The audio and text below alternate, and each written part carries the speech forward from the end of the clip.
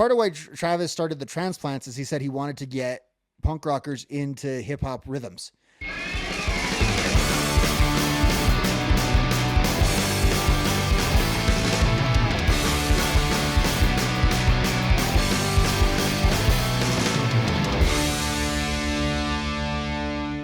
The addition of Travis Barker into Blink-182 changed them in a way that I don't think a lot of people really think about much, because they think, Mark wanted to go this direction, Tom wanted to go this direction, and they never really mentioned Travis Barker. But do you think that Travis Barker's to blame for the direction that Blink went as far as like getting them out of punk rock almost altogether? They went like straight up emo, almost like to like electronic music to a certain degree. For years, they've never really gone back to it. Honestly, is he to blame for that? Yeah, very very much so. And I think if you ask them like what their sound is, not now like just currently, but what the Blink sound is, they would say it is that sort of like that. They are happy with how that went. No, and it's 100% from him. So you look at like part of why Travis started the Transplants is he said he wanted to get punk rockers into hip hop rhythms. And I think he actually kind of accomplished that a little bit with Blink-182 as well. But the moods and the tone, they all wanted to do it. That's why, again, this is the last album of like purity that they have. Yeah, I can't imagine that they didn't want to and still did. But like he was the catalyst, correct? Yeah. Well, so he not only the catalyst but the capabilities too.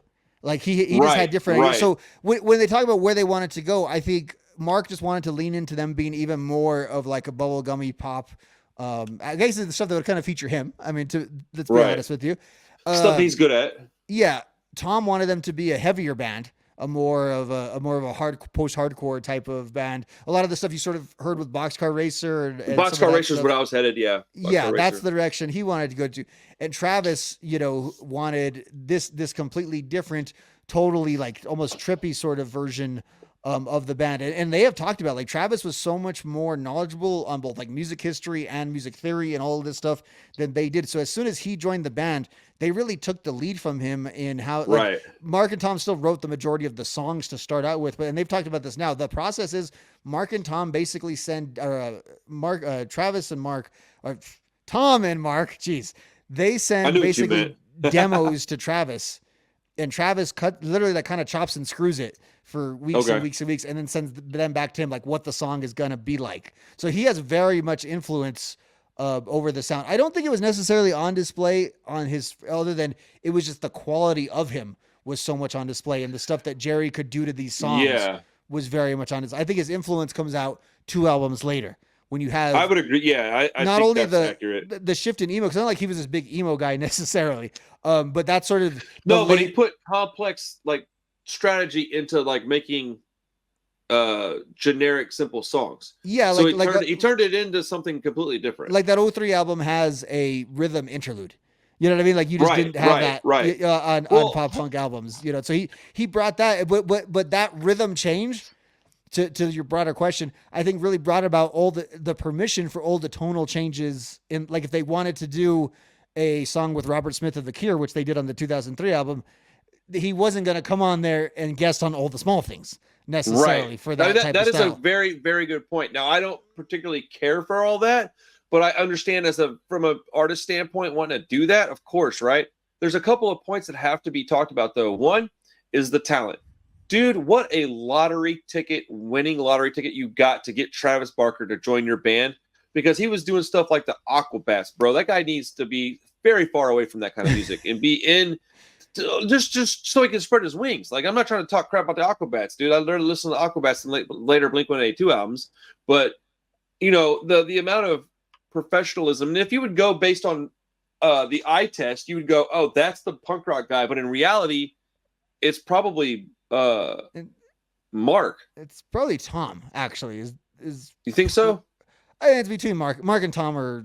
But my point is that Travis looks like the guy that would be the more punk rock guy. He's probably got the more knowledge on it, but he's very much eclectic. are you and I, basically. Yeah, that's true. They, That's true. they would be you and I. Yeah, Travis always had, because he had the mohawk. He was the first one with the He's tattoos. covered in tattoos, He man. had that, and he has a lot of punk rock tattoos on him, though, specifically too. And it's not like he wasn't a punk rocker or not from punk rock scenes. No. He very much is, but he's also a musician. He had that interest again, and I think it's funny to say because you don't associate Blink with hip, but it was specifically, and not hip hop always, but like hip hop makes sense because that's where rhythms come. So like we talk about these, but Tommy Lee. The reason why Tommy Lee has a hip hop record is hip hop kind of appeals to drummers. I think like the beats and the rhythm and all that stuff. It's something they feel. I think, I don't know if I need to have a creative, but like the rhythm is at the forefront of hip hop. That is the musicianship in hip hop, is the rhythm. I think guys like Travis really understood how rhythm creates a song and can add to the color of the song and all that. So that's why he wanted to bring in the hip hop beats, and he did it in a few different ways. He did it with the way of changing up Blink's sound. He did it with the transplants, with the just transparent, where I'm gonna bang out a hip hop sounding beat, and there's gonna be hip hop like lyrics and stuff on top of it. Well, Tim Armstrong is very aware of that world, and I wouldn't say like entangled into it, but he's aware of it, and he's like, I would say he's the kind of guy that stands in the back like this at a show in that world. He's like, okay, I like this, I can dig this. Whereas Travis is probably, Travis is like in the mix. It's a weird connection and relationship that punk rock and hip hop have together. We've always kind of had it, mainly because I think they're both birthed of like rebellion and like for the like the desire and the need to fix a lot of problems in society and with lawmakers and police, right? So that's where these connections are made.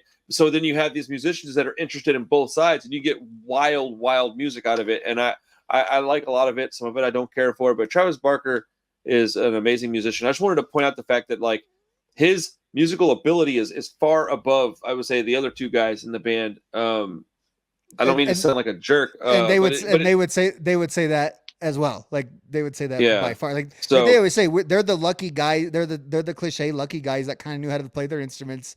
And that undersells them a little bit because they can write. They've always been able to just write really good songs. That is. No, they're very good at writing catchy music for sure. That is, Mark's not the best bass player. Tom's not the best guitar player. This is that. Travis is the best drummer. Like Travis is all of those things. And I think that's where this album, like, you listen to some of these songs, just the drum tracks, and it almost sounds like the entire song.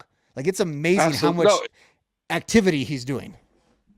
I 1,000,000% agree with that. I just wanted to ask that specific question because I think that I thought about it honestly in the first song. So I have a pretty good stereo now. Before, 10 years ago, 5 years ago, 3 years ago, I didn't have this good of a stereo.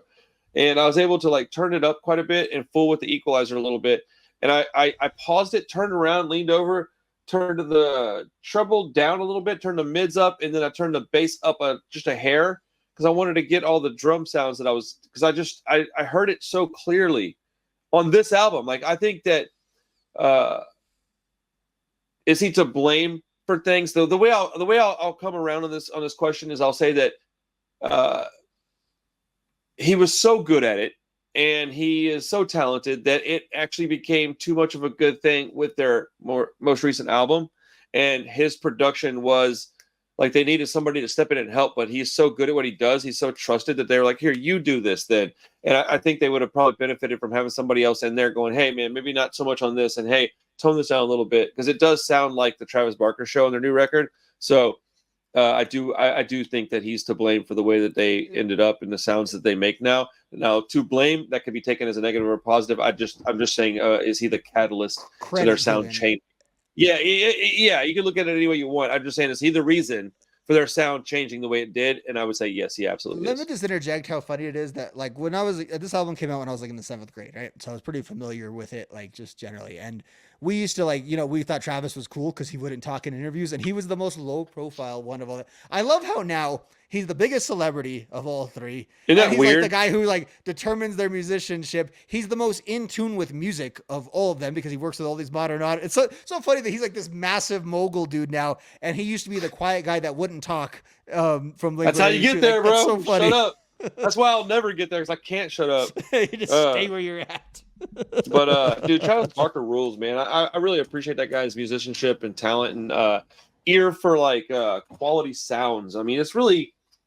Can you imagine how difficult it is to be in his position, and especially if you're like, "Hey, we're gonna get together and write this new album," and hey, Travis, we want you to produce it. I'd be like, "Man, hell no! I don't want to be the reason that people are pissed or the reason people celebrate. Let me just be a part of the band, please. Like I'll give my you know expertise where it's needed, but I don't want to be.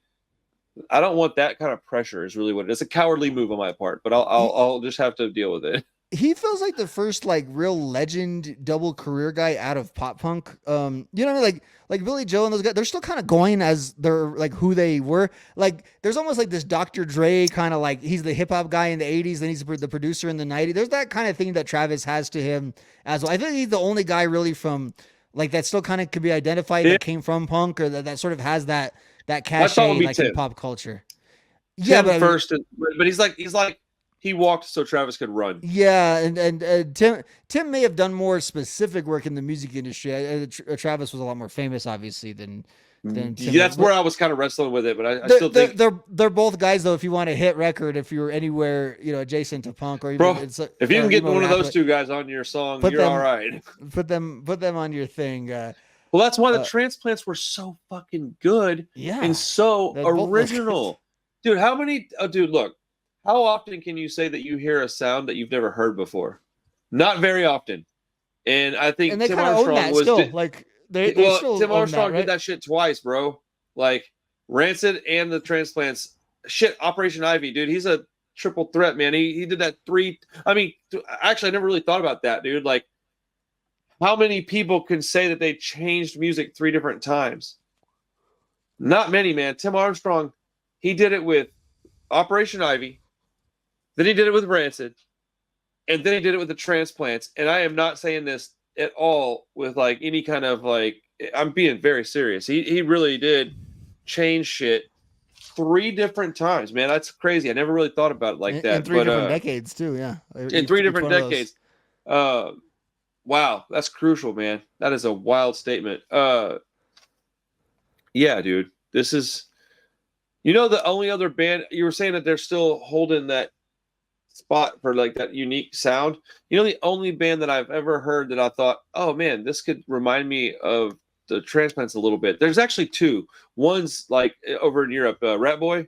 He has a lot of that similar sound in his music, but Co-Defendants are the closest thing that I've ever heard to a Transplant song. Similar and they're concept. Still not the same. Yeah.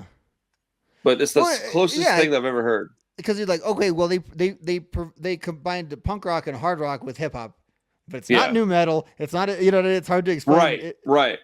Like, and it's a weird. There's nothing really you could, other than who's involved, that you would say is overtly punk rock necessarily about the Transplants. They fit in there with it because nothing else really would sound like being told that they're punk rock doesn't seem like crazy. But like you wouldn't come to that conclusion necessarily, I think, on your own. Well, I definitely called them punk rock hip hop. That's like Co-Defendants, I think, fit in the same category. And I think that maybe if there's another couple of bands that come out that actually do something with it, you might have a subgenre pop up that's like that you can thank Tim Armstrong for again. I'm surprised it hasn't. The way hip hop has kind of taken over as the pop music and has infected like all the other. I mean, it's been parts of punk rock there, but not like this. Overly like a not strip, but like a more hardcore type of punk rock that's directly associated with it, If you're gonna start a band like that, right, and like your idea is I want to do something that sounds like this, and they go, okay, what are the bands that you want to try to emulate or replicate, sound like, whatever you want to call it, and your answer is the Transplants or fucking Co-Defendants, dude. Like, I know that Co-Defendants aren't as big as Transplants, but that's Sam King and Chesky Ramos, dude. Like, that's like that's big. That's talent. So that's a daunting task, is my point. Like, I'd be like, you know what? I'll just play a punk band, bro. I'm not even trying to get embarrassed right now. Like, I don't want to make a fool of myself because the people that did it just so happen to be the best people that could have done something like that. That's what makes it so crazy, is that that's the reason it's not being replicated, because it's like, well, dude, the best guys already did that. So And anybody watching this, if there's a band out there that sounds kind of like that I don't know about, dude, let me know. I'd love to hear put it. them out. Yeah.